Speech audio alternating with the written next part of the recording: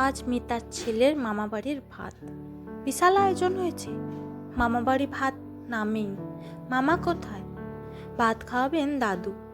দত্ত বাড়িটা আজ ভীষণভাবে সাজগোজ করেছে, অথচ 4 বছর আগে এই বাড়িটাকে শোক গ্রাস করে ফেলেছিল পুরোপুরিভাবে। দত্ত বাড়ির একমাত্র ছেলে অয়নের সঙ্গে মিতার বিয়ে হয়।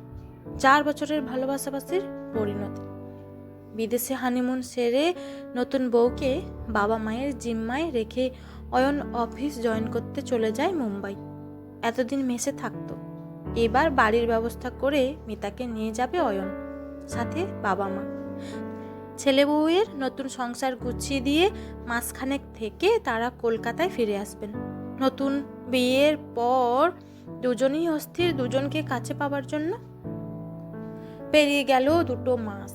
অয়ন সবার টিকিট কেটে বাড়ি আসছে। বাড়িতে সাজো সাজো রব।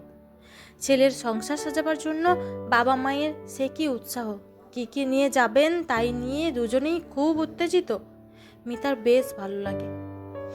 কদিন ধরে বুড়ো বুড়ির মজা দেখছে সে, যেন ওদের দুজনকে নিয়ে পুতুল খেলার আনন্দ উপভোগ করছেন তারা।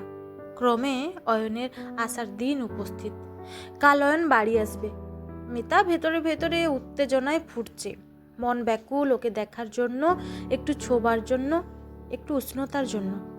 সকলের অপেক্ষার শেষ করে অবশেষে এলো অয়ন। তবে জীবিত নয়, মৃত। অয়নের প্লেন ক্র্যাশ হয়েছিল। একজন যাত্রীও জীবিত ছিল না। বাবা মা শোকে পাগল, মিতা পাথর। ওই শোকের বাড়িতে মিতা টিকতে পারছিল না।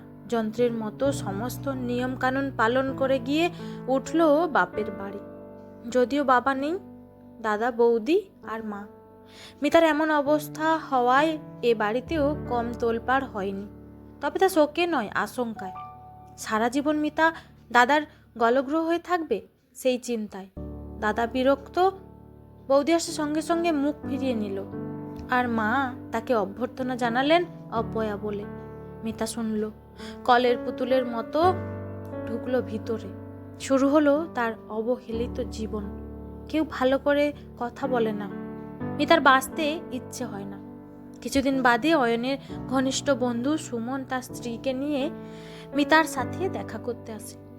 তাদের সামনেই মিতার মা আবার তাকে অপয়া বলেন। বস্তুত এই নতুন নামটা রোজই বেশ কয়েকবার শুনতে হয় তাকে।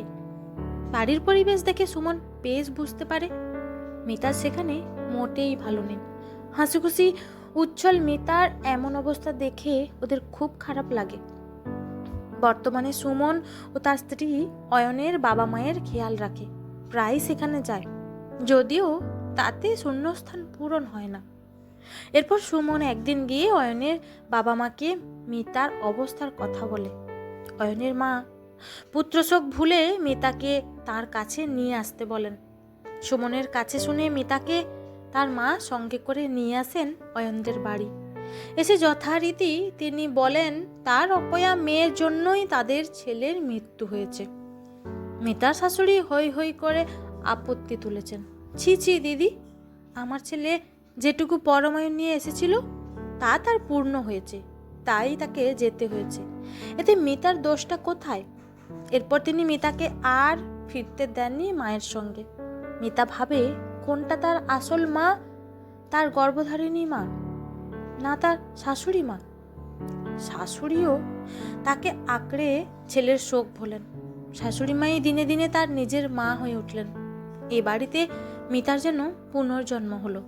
এরপর তারা উপযুক্ত পাত্র দেখে মিতার আবার বিয়ে দেন খুব ধুমধাম করে, যেন মেয়ের বিয়ে তাদের। মেয়েরা যেমন বিয়ের পর স্বামীর ঘর থেকে বাপের বাড়ি আসে, মিতা আসে তার প্রাক্তন শ্বশুর বাড়িতে স্বামীর সঙ্গে তার ছুটি ছাটাতে। এটাই যে এখন তার বাপের বাড়ি। আর আজ মিতার ছেলের এ বাড়িতেই মামা ভাত খাওয়া।